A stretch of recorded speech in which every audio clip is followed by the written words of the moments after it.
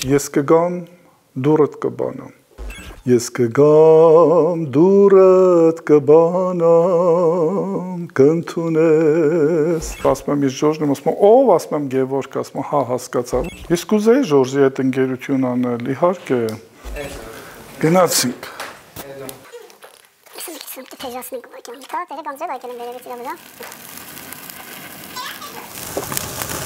Գրակ թե ջուր։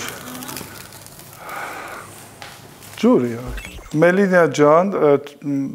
mən شما رو خیلی دوست دارم. تو دختر خیلی دوست داشتنی هستی. Դժվար հարց եք տալիս։ Մասնագիտությամբ ով եմ։ Այս պահի դրությամբ մասնագիտությամբ ձմռան դառնում եմ թարգմանիչ, որովհետև թուրեր չունեմ, դադարեցնում եմ թուրերը, այսինքն նոյեմբերից մինչև գարուն թարգմանիչ եմ դառնում։ Ամենալավ ժամանակը, որ Բուխարիի կողքը նստել եւ թարգմանել։ Եվ հատկապես, որ իմ ամենակարևոր ընթերցողը եւ քննադատը իմ բարձրաճաշակ տիկինն է, Նարինե Գրիգորյանը, ուրեմն շատ լավ ժամանակ է, որ մենք նաեւ մտքերի փոխանակում անենք։ Ես տալիս եմ ինքը կարդում է, երբ հուզվում է, արդեն ասում եմ, լավ, այս մեկը ստացվեց։ Դե գարնանը սկսում եմ արդեն մասնագիտությունս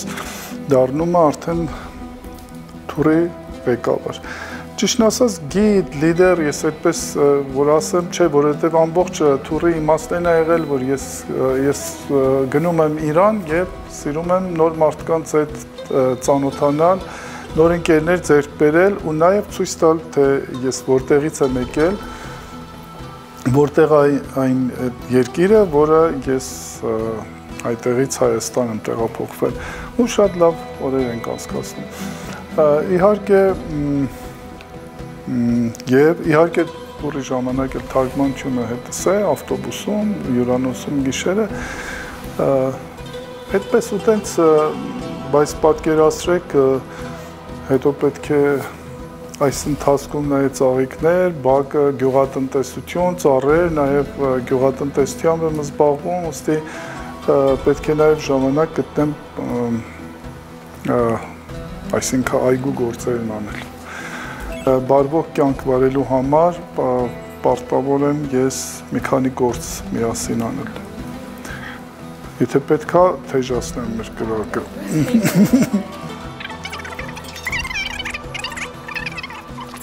Կրակ շատ եմ սիրում։ Իրանի հանրային հեռուստաընկերության լրագրողն եմ եղել մոտ 20 տարի Իրանում եւ Հայաստանում պատվով եմ ասում, որ ես առաջին հայն էի, որը մուտք գործեցի Իրանի Իսլամական Հանրապետության պետական հեռուստաալիք, Իրանի հանրային հեռուստաընկերության ալիքին, որը միլիոնավոր դիտողներն էր, պետք է այսինքն 20 տարի ավել ներկայացրել եմ Հայաստանը, Հայաստանի իրադարձությունները եւ քաղաքական, եւ տնտեսական, եւ մշակութային, եւ իհարկե նաեւ Հայաստանի մասին եմ խոսել, Հայաստանի ավանդույթների, ճաշերի եւ այլն եւ այլն։ Հետո արդեն թոշակի անցա, բայց իհարկե շարունակում եմ ռադիոյի բաժնով աշխատել, ավելի դա հեշտ է։ Մտա համալսարան, ինձ հրավիրեցին որպես հրավիրյալ դասախոս, երբ մտա համալսարան եւ ուսանողներին, առաջին հարցը սա էր, որ դուք երբ ասում ենք Իրան, դուք ինչ եք պատկերացնում։ Դժբախտաբար շատ վատ բաներ ասեցին, այսինքն ես ասում եի Իրան, ուսանողներից մեկը պետք է ինչ-որ մի բան ասել, օրինակ ես եմ, բայց մեծ մասը դժբախտաբար, օրինակ ես եմ չադրա, մեկը ասաց անապատ, մեկը ուխտեր, Իրան ասելով երևի հարազատություն։ Եվ ես այդ օրը հաջորդ օրը գնացի դեսպանի մոտ, խնդրեցի հանդիպում եւ վիճակը նկարագրեցի եւ ասացի, որ ես անմիջապես պետք է ուսանողներից տանեմ Իրան, որպեսզի իսկական Իրանը տեսնեն։ Մասնագիտությամբ բանասեր եմ, Իրանում մոտ 7 տարի աշխատել եմ որպես ուսուցիչ, սովորեցրել եմ մայրենին հայկական 3 դպրոցում, հետո ինձ Թեհրանում կա հայերեն ռադիո ալիք, հրավիրեցին ինձ այնտեղ աշխատելու, ես այնտեղ աշխատեցի որպես հաղորդավար, թարգմանիչ։ Եվ ուսուցիչ եմ եղել, եւ դասախոս, եւ տուրլիդեր, եւ թարգմանիչ։ Շատ կուզեի, որ դերձակ լինեի։ Ես դերձակների շատ եմ սիրում։ Մտածում եմ մի հատ կտորից է, ինչ բան սարքեց, ինչ գեղեցիկ բան են։ Եվ հիմա գրող արդեն։ Մտածում եմ շատ խոսեցի, բայց ոչ։ Հայաստան ասելով ջերմություն։ Եվ Հայաստանում եւ Իրանում շատ ուզում եմ ամենակարևոր բանը, որ ինձ միշտ դուր է եկել այս երկու երկրում եւ շատ եմ սիրում, դա մարդկային գործոնն է։ Երբ Հայաստանում եմ Իրանն եմ կարոտում եւ երբ Իրանում եմ լինում Հայաստանն եմ կարոտում։ Անկեղծ ասած այնքան տեսել եմ տենց կոթողներ, բաներ, այդքան չեմ կարոտում այդ կոթողներին, ավելի շատ մարդկանց եմ կարոտում եւ իրանցի իմ ընկերներին ու հարազատներին եւ Հայաստանի իմ ընկերներին ու հարազատներին կարոտելու մարդիկ են։ Եթե մարդուն կարոտում ես, ուրեմն ինքը շատ լավ հատկանիշներ ունի, որտեղ ոչ բոլոր մարդկանց ենք մենք կարոտում։ Որտեղ նայեմ, քեզ նայեմ։ Լավ, այստեղ նայեմ։ Ես միշտ ասում եմ, իմ կյանքի հերոսը ինքս եմ։ Յուրաքանչյուր մարդ պետք է դառնա իր կյանքի հերոսը։ Ամբողջ կյանքս նվիրել թարգմանության, նախ ասեմ, շատ եմ սիրում թարգմանությունը եւ այս վերջերս հասկացա, որ ես շատ եմ սիրում նաեւ գրել։ Կուզեի մինչեւ կյանքիս վերջը միայն գրել եւ թարգմանել, բայց չէի ուզի այլևս դասավանդել։ Դա շատ պատասխանատու եւ իմ կարծիքով ամենադժվար գործերից է, ամբողջ էներգիաս տալիս եմ ուսանողիս եւ աշակերտիս, վերջում ես զգում եմ, որ իսկապես էլ չկամ ու պետք է մի քանի ժամ հանգստանամ։ Ես մի քանի անուն եմ անձնագրիս մեջ Գեորգիա գրած, ինձ ասում են Ժորժ, Իրանում, իրանահայ ընկերներս եւ իրանցի ընկերներս, Հայաստանում ես եկա, ընկերներս ասեն ինչ Ժորժ, ինչ բանարի, դարձի մեր Գևորգը, ու դարձա Գևորգ, կնոջ Սամայել Գևորգ եմ, ինքը Ժորժի հետ չի հարմարվում, իմ կոմֆորտ տեղը միայն իմ տունն է, ես շատ եմ տուն սիրում, տունը իմ ամեն ինչն է, տունը եւ իմ դրա համար շատ եմ ուշադրություն դարձնում տան յուրաքանչյուր անկյունի վրա, բնականաբար այսքան ճոխություն ինձ թե չէի թույլ տա, որ այսքան բան առնել, բայց այնքան տուրերի ընթացքում եւ նենց ամեն անգամ Իրան եմ գնում, ընկերներիս հանդիպում եմ եւ ստանում եմ լավ նվերներ, իհարկե ես էլ իմ նվերներն եմ տալիս, այս պատը նույն արվեստագետի աշխատանքներն են, եւ սալիկները, եւ թռչունները, եւ այդ հայելին։ Սա պապիկիս հիշատակն է, որ ինձ հետ ուր գնում եմ, ինձ հետ տանում եմ, այս պահում էր մայրիկս եւ պապիկս ձեռքերը ֆրատակ լվանում էր, աման, որ պապիկս 100 տարի առաջ իր մեջ ճաշել է։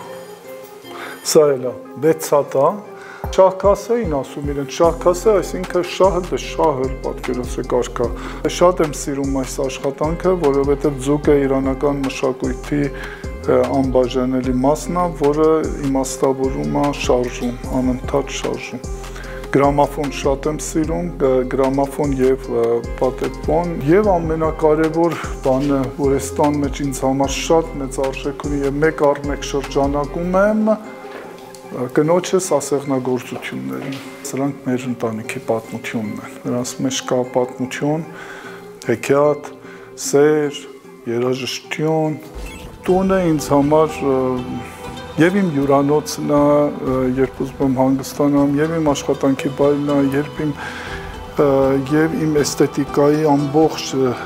դրսևորման այդ միջավայրն է, Ես ընկերներիս հետ համարյա չեմ, ոչ մեկ է չեմ պայմանավորվում ռեստորանում կամ սրճարանում, որովհետև իմ տունը նաև շատ լավ ռեստորան է եւ շատ լավ սրճարան, շատ լավ գինետուն։ Մի օր ընկերս շատ արագ քայլելով, վազելով գնում եմ դեպի երիտասարդական մետրոն, Մեկ էլ ասում է, իսուր բանա պատահի, ասում, չէ, ինչի ամ, ասում, ինձ արագ ես կանում, ասում, տնեցիների դες սպասում եմ մի քիչ շուտ հասնեմ, միայն կնոջը սուրճ եմ սիրում խմել։ Պետք է հանգստանամ, պետք է դադար տամ աշխատանքին, պետք է կենտրոնանամ նաև, սկսում եմ խոհարարությունը,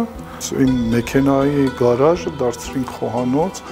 ու գարաժի դուռը պատկերացրեք դարձավ պատուհան, ու որպեսզի շատ լուսավոր լինի ծաղիկներ, որ ես մեծ հաճույքով եւ երաժշտություն լսեմ,